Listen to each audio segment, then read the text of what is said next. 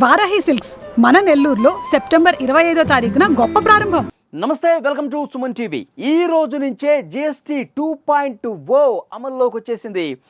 ఏ వస్తువులు తగ్గబోతున్నాయి, ఏ వస్తువులు ఏ మేరకు తగ్గబోతున్నాయి అన్నది కూడా చాలా స్పష్టంగా ప్రజలకు అర్థమైపోతుంది. ఈరోజు నిన్నటి వరకు కూడా షోరూములకు వెళ్ళని వాళ్ళు, షాపింగ్లు చేయని వాళ్ళు ఈ రోజు నుంచి తగ్గింపు ధరలతో షాపింగ్ చేయడానికి సిద్ధంగా ఉన్నారు. చాలా షోరూమ్స్లో ఈ పండగ సందర్భంగా ఏదైతే బైకులు కావచ్చు, కార్లు కావచ్చు, ఇతర ఎలక్ట్రానిక్ ఐటమ్స్ కావచ్చు బుక్ చేసుకుందాం అనుకున్న వాళ్ళు కూడా వెయిట్ చేశారు. షోరూములు వెలవెలబోయినాయి. ఇక ఈ రోజు నుంచి కిటకిటలాడబోతున్నట్టుగా ఇన్ఫర్మేషన్ వస్తోంది. అసలు జిఎస్టీ స్లాబులు తగ్గించిన తర్వాత పరిస్థితి ఏంటి, ఏ వస్తువుల రేట్లు అసలు పర్ఫెక్ట్గా ఏ వస్తువులు తగ్గబోతున్నాయి, ఏ వస్తువులు పెరగబోతున్నాయి అన్నది కూడా ఈ వీడియోలో చాలా స్పష్టంగా మీకు వివరించే ప్రయత్నం చేస్తా. ఈ సవరించినటువంటి జిఎస్టీ రేట్లు ఈ రోజు నుంచి అమల్లోకి వస్తున్న విషయం అందరికీ తెలిసిందే. జిఎస్టీ సవరణ అనేది సామాన్యులకు భారీగా ఉపశమనం కలగబోతోంది. మధ్యతరగతి ప్రజలకి చాలా చాలా చాలా చాలా లబ్ధి కలగబోతోంది. రైతులు, కళాకారులు కూడా అనేక ప్రయోజనాలు పొందబోతున్నారు. జిఎస్టీ 2.0 అనేది కేవలం పన్ను సంస్కరణ కాదు, ప్రజలే ముందు అని ప్రభుత్వాలు చెప్పినట్టుగా జరగబోతోంది. ఈ జిఎస్టీ తగ్గింపు అనేది ఖర్చులను తగ్గించడం మాత్రమే కాదు, అనేక వర్గాల ప్రజల మీద చాలా గొప్ప ప్రభావం చూపించబోతోంది. ఇది వ్యవస్థను బలోపేతం చేయబోతోంది. ట్రాక్టర్ల నుంచి, పాఠ్యపుస్తకాల నుంచి, మందుల వరకు ప్రతి ఒక్క రూపాయి, ఈ ఆదా చేసిన ప్రతి రూపాయి కూడా దేశ అభివృద్ధికే మళ్ళీ దోహదపడుతోంది. ఇది కేవలం పన్ను సంస్కరణ కాదు, దేశంలో ఒక గొప్ప మార్పుగా నిపుణులు చెప్పేస్తూ ఉన్నారు. అయితే ఈ జిఎస్టీ సవరణతో పేద మధ్యతరగతి సామాన్య ప్రజలందరూ కూడా వెయిట్ చేసేది ఏం తగ్గుతాయి, ఏ ఐటమ్స్ భారీగా తగ్గింపు జరుగుతుంది, ఎక్కడ ఉపశమనం కలుగుతుంది, ఎక్కడ లబ్ధి కలుగుతుందో ఒక్కసారి ఆ వస్తువుల పేర్లు కూడా మీకు చెప్పే ప్రయత్నం చేస్తా. పాశ్చరైజ్డ్ పాలు కావచ్చు, వెన్న, నెయ్యి, పాల స్ప్రెడ్లు, పనీర్, రోటీ, చపాతీ, పాపడ్, పాస్తా, నూడిల్స్, పేస్ట్రీలు, కేకులు, బిస్కెట్లు, కార్న్ఫ్లేక్స్, స్టీల్ గిన్నెలు, నమ్కీన్, భుజియా, మిక్చర్ ఇలాంటివి ఇవన్నీ కూడా బాగా తగ్గే అవకాశం ఉంది. అంటే ప్యాకేజ్ చేసినటువంటి ఇలాంటి వస్తువులు. అలాగే సాసులు కావచ్చు, మసాలాలు, మసాలా పొడి, టీ, కాఫీ పౌడర్, కాఫీ గింజలు, షామ్ జెల్లీ, కొబ్బరి నీళ్ళు, కండెన్స్డ్ పాలు, toothbrush, dental plate brush, toothpaste, పళ్ళ పొడి, టాయిలెట్ సబ్బు, shampoo, hair oil, shaving cream, shaving lotion, after shave వాడేటువంటి లోషన్స్, తర్వాత నాప్కిన్లు, పిజ్జా బ్రెడ్, పరాటా, తర్వాత మట్టి గిన్నెలు, ceramic tableware, kitchenware, dry fruits, ఖర్జూరాలు, అంజూరా పండ్లు, పైనాపిల్, అవకాడో, సిట్రస్ పండ్లు లైక్ నారింజ కావచ్చు, ద్రాక్ష పండు, నిమ్మకాయలు ఇలాంటివి. అలాగే డ్రై ఫ్రూట్స్ గింజల మిశ్రమాలు ఇవన్నీ కూడా తగ్గిపోతున్నాయి.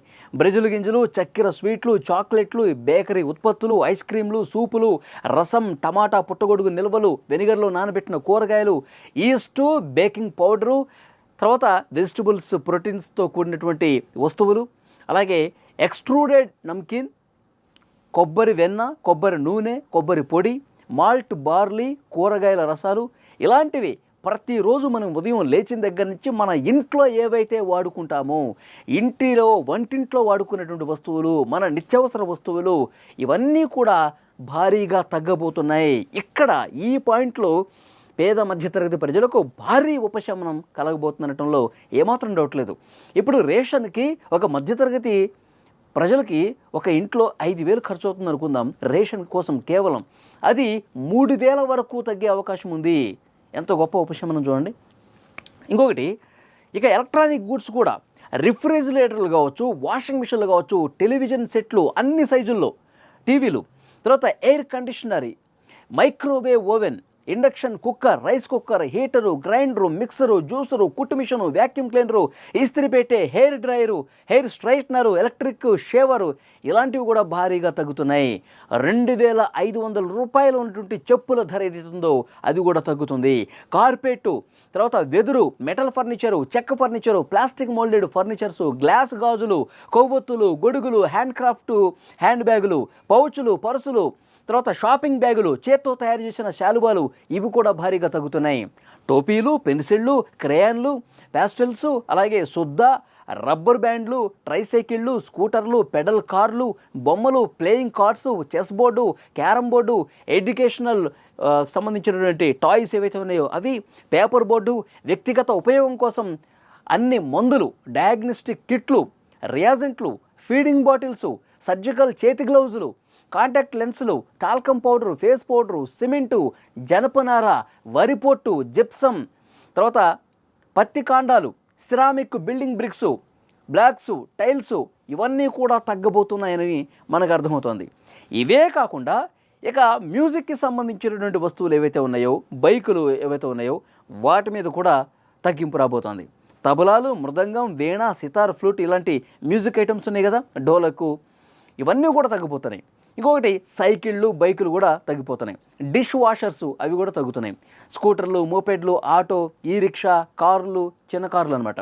ఈ విద్యుత్ వాహనాలు, అంబులెన్స్, బస్సులు, ట్రక్కులు, టైర్లు, ట్రాక్టర్ విడిభాగాలు, అగ్గిపుల్లలు ఇలాంటివి భారీగా తగ్గే అవకాశం చాలా స్పష్టంగా కనిపిస్తుంది. అయితే ఇప్పుడు మనం ఇవన్నీ ఇప్పుడు వరకు తగ్గింపు గురించి మాట్లాడుకున్నాం కదా, వేటి ధరలు పెరగబోతున్నాయి అన్నది ఒక్కసారి మనం మాట్లాడుకుంటే, పాన్ మసాలా, తర్వాత స్వీటు వాటరు, ఆల్కహాల్ లేని పానీయాలు, కార్బోనేటెడ్ పండ్ల పానీయాలు, కెఫెన్ ఉన్న పానీయాలు, మొక్కల ఆధారిత పాల పానీయాలు, ముడి పొగాకున్న ఉత్పత్తులు, సిగార్లు, సిగరెట్లు, నికోటిన్ ఉత్పత్తులు ఏవైతే ఉన్నాయో అవన్నమాట. బొగ్గు బ్రికెట్లు, బొగ్గుతో తయారైన ఘన ఇంధనాలు, లిగ్నైటు, మెంథాల్ ఉత్పన్నాలు, బైక్స్ 350cc కంటే పైన ఉన్నవి. ఇంతకుముందు 350cc కంటే కింద ఉన్నవి బైకులు తగ్గుతున్నాయి కదా, ఇప్పుడు 350cc ఉన్న పైన ఉన్నటువంటి బైకులు, ఎస్యూవీలు అంటే కొంచెం పెద్ద కార్లు, లగ్జరీ కార్లు, రివాల్వర్స్ అండ్ పిస్టల్స్ లాంటివి, ప్రైవేటు జెట్లు, వ్యాపార విమానాలు, తర్వాత హెలికాప్టర్లు, షిప్స్ ఇవన్నీ కూడా భారీగా ధరలు పెరిగే అవకాశం చాలా స్పష్టంగా కనిపిస్తుంది. అంటే ఏవైతే హానికరమో, ఏవైతే లగ్జరీస్ ఉన్నాయో వీటి ధరలు భారీగా పెంచింది. ఎందుకంటే పేదవాళ్ళకి, సామాన్యులకి, మధ్యతరగతి ప్రజలు ఇవేం కూడా ఇంట్రెస్ట్ చూపించరు కదా, వాటి జోలికి పోరు కదా. హెలికాప్టర్ జోలికి పోతారా, పెద్ద పెద్ద కార్లు జోలికి పోతారా, పోరు కదా. సో వాటి డబ్బులు ఎవరైతే పెట్టగలరో వాళ్ళకి రేట్లు పెంచినా పెద్దగా ప్రాబ్లం లేదు. వాళ్ళకి కొంచెం రేట్ ఎక్కువ ఉన్నా సరే వాళ్ళు కొనుక్కుంటారు. కానీ పేద మధ్యతరగతి ప్రజలు కావాల్సిందేంటి, ఇంట్లో ఉన్న వస్తువులు, రోజు వాడుకునే వస్తువులు, ఇవి తగ్గించారనమాట. నిజంగానే దేశంలో ఒక గొప్ప మార్పుకి GST 2.0 అనేది నాంది పలకబోతోంది. ఒక గొప్ప మార్పు భారతదేశం చూడబోతుంది. ప్రజల జీవన స్థితిగతుల్లో ఈ మార్పు అనేది మరికొద్ది రోజుల్లోనే బయటకు వచ్చే అవకాశం ఉంది.